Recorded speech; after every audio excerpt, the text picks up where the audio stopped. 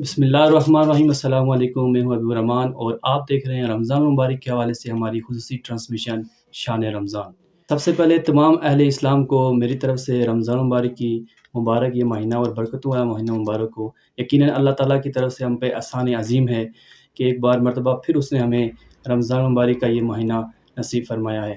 تو اس مہینے میں زیادہ سے زیادہ ہمیں عبادات کرنی چاہیے، اور اس ٹرانسمیشن کا باقاعدہ آغاز کرنے کے لیے میں دعوت دیتا ہوں محترم اویس اشفاق عباسی صاحب کو کہ وہ تلاوت قرآن پاک کے ذریعے باقاعدگی سے اس ٹرانسمیشن کا آغاز کریں۔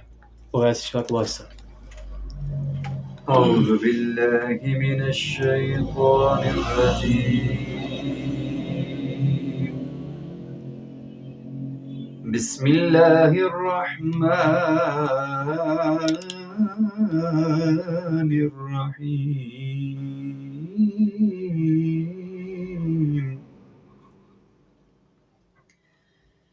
إذا جاء نصر الله والفتح ورأيت الناس يدخلون في دين الله أفواجا فسبح بحمد ربك واستغفر إنه كان توابا آمنت بالله صدق الله العظيم۔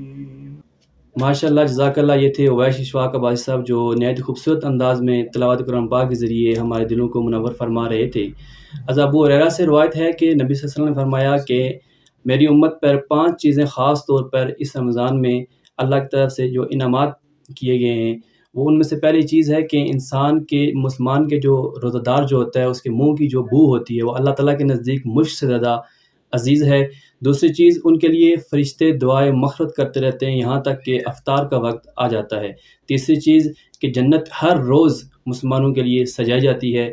چوتھی چیز یہ ہے کہ اس مہینے میں سرکش شیاطین جو ہوتے ہیں ان کو قید کر لیا جاتا ہے تاکہ مسلمان رمضان مبارک میں مختلف برائیوں کی طرف نہ جا سکیں، اور آخری راتوں میں روزہ داروں کے لیے مغفرت کر دی جاتی ہے۔ ماشاءاللہ سبحان اللہ، یہ نہایت ہی برکتوں رحمتوں والا مہینہ ہے، اس لیے ہمیں بھی چاہیے کہ زیادہ سے زیادہ اس میں عبادات کیے جائیں، اللہ تعالیٰ کو راضی کیا جائے، گناہوں کی طرف نہ جایا جائے۔ جہاں رمضان مبارک کی ایک برکت اور ایک نعمت یہ بھی ہے کہ اس مہینے میں ایک نیکی 70 نیکیوں کے برابر ہوتی ہے، وہاں پر ہمیں اس بات کا خیال بھی کرنا چاہیے کہ جہاں ایک نیکی 70 نیکیوں کے برابر ہوتی ہے وہاں پر ایک گناہ بھی 70 گناہوں کے برابر ہوتا ہے۔ اس لیے ہمیں پوری کوشش کرنی چاہیے کہ گناہوں سے محفوظ رہیں، اللہ کی بات کریں، مسجدوں کا بات کریں، اور یہ صرف اس مہینے تک کی محدود نہ رکھیں بلکہ ہمیں اپنے نفس کو اس لیے تیار کرنا چاہیے تاکہ ہم اپنے نفس کو اس مہینے میں قابو کر سکیں، اس پہ قابو پا سکیں، اور سارا سال اسی طریقے سے ہم اللہ تعالیٰ کی عبادت کر سکیں۔ میرے ساتھ موجود ہیں پاکستان سنی تحریک تحصیل مری کے جنرل سیکرٹری محترم رحیل خان قادری صاحب۔ میں آپ کو بھی مشکور ہوں کہ آپ نے ہمیں ٹائم دیا۔ تو رمضان مبارک کے حوالے سے آپ عوام الناس کے لیے کوئی پیغام ریکارڈ کروانا چاہتے ہیں تو میں آپ کو دعوت دیتا ہوں کہ آپ رمضان مبارک کے حوالے سے کچھ اپنے خیالات کا اظہار فرمائیں۔ اعوذ باللہ من الشیطان الرجیم، بسم اللہ الرحمن الرحیم۔ الصلاۃ والسلام علیک یا سیدی یا رسول اللہ، الصلاۃ والسلام علیک یا سیدی یا حبیب اللہ۔ سب سے پہلے میں آپ دوستوں کا مشکور ہوں جنہوں نے اتنی محنت سے اس پروگرام کا آغاز کیا۔ اللہ تعالیٰ سے دعا کرتا ہوں کہ رب کائنات اس پروگرام کو پورے رمضان میں اسی طرح کامیاب اور کامران رکھے اور آپ کی محنتیں جاری رہیں، اور اللہ تعالیٰ ہمیں یہ توفیق بخشے کہ ہم کوئی نہ کوئی پیغام اور جو امت کے لیے بہتر پیغام ہو وہ امت تک پہنچایا جائے۔ رمضان کے حوالے سے میں چند گزارشات جو آپ کے سامنے پیش کرنا چاہتا ہوں۔ آج ملکی صورتحال بھی آپ جانتے ہیں کافی سنگین ہے، حالات یعنی بڑے کشیدہ ہیں ہر حوالے سے، اور طوفان بدتمیزی جو ہے وہ عروج پر ہے۔ رب کائنات سے دعا کرتے ہیں کہ رب کائنات ہمیں اس ماہ رمضان مبارک کی عزت کو جو ہے ملحوظ خاطر رکھتے ہوئے، اس کی تکریم کو ملحوظ خاطر رکھتے ہوئے اپنا بھرپور کردار ادا کرنے کی توفیق عطا فرمائے۔ مسلمانوں کے لیے یہ رمضان جو ہے بڑا ہی اہمیت کا حامل مہینہ ہے۔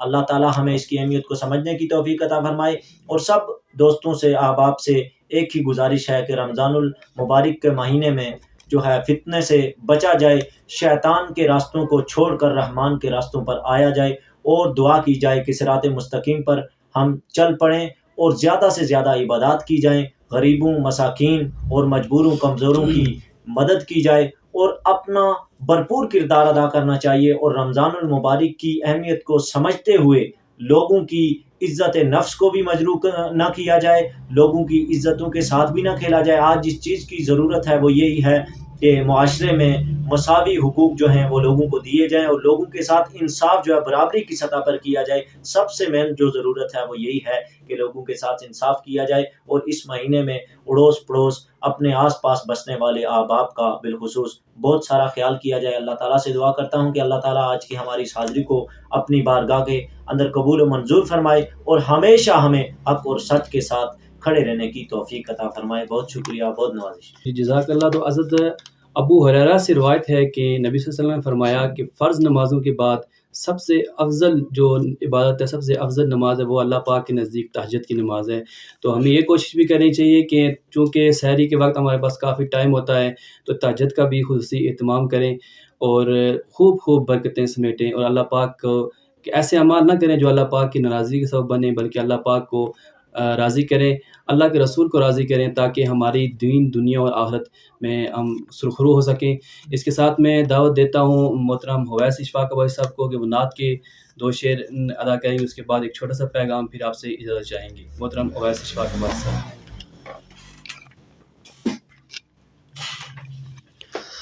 صلی اللہ علیہ یا رسول اللہ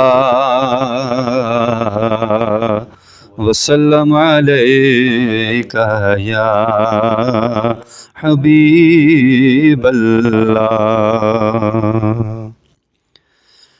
سائے میں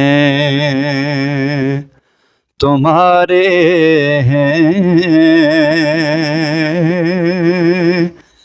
قسمت یہ ہماری ہے، سائے میں تمہارے ہیں،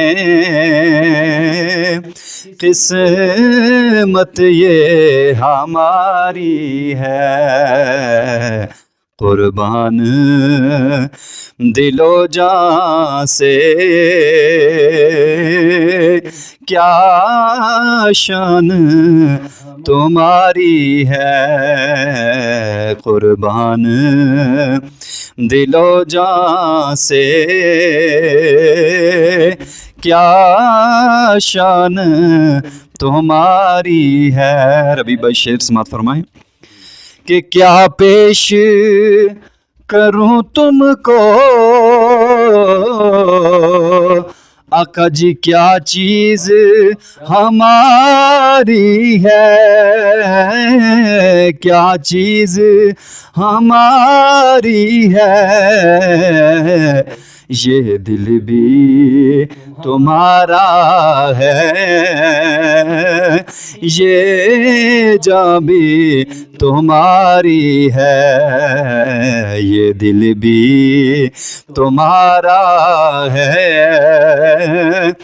یہ جاں بھی تمہاری ہے، اور جو لاکھ برے ہیں ہم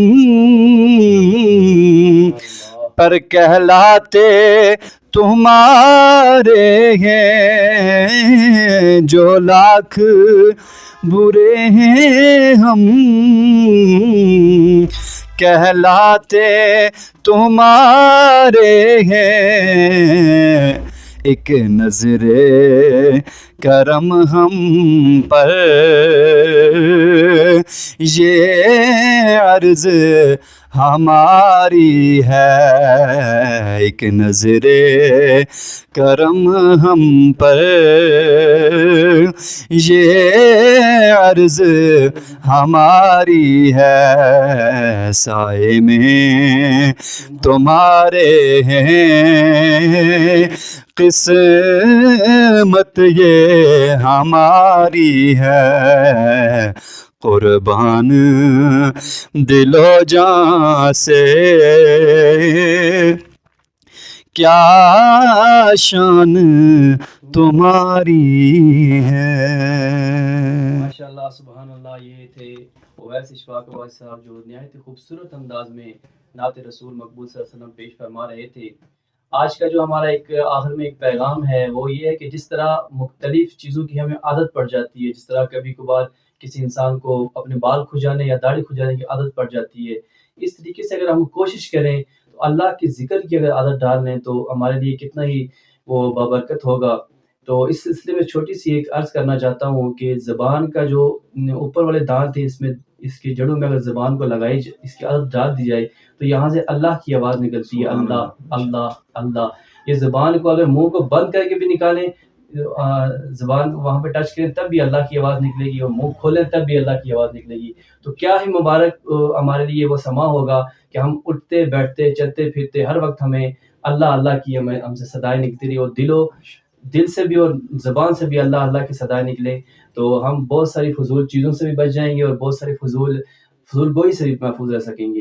اللہ تعالیٰ سے دعا ہے کہ اللہ پاک ہمارا یہاں پہ مل بیٹھنا اپنی بارگاہ الہی ازل میں قبول و مقبول و منظور فرمائے، اور اسی طریقے سے ہمیں علم دین سیکھنے سمجھنے اور اسے دوسروں تک پہنچانے کی توفیق عطا فرمائے۔ انشاءاللہ پورا رمضان مبارک ہم آپ کے ساتھ اسی طریقے سے جڑے رہیں گے، مختلف موضوع پہ ہم بات چیت کریں گے، رمضان کے مسائل کے حوالے سے، روزے کے مسئلے مسائل کے حوالے سے، نماز کے حوالے سے مختلف ہم بات چیت انشاءاللہ کریں گے، علماء کرام کی بھی ہم رہنمائی حاصل کریں گے۔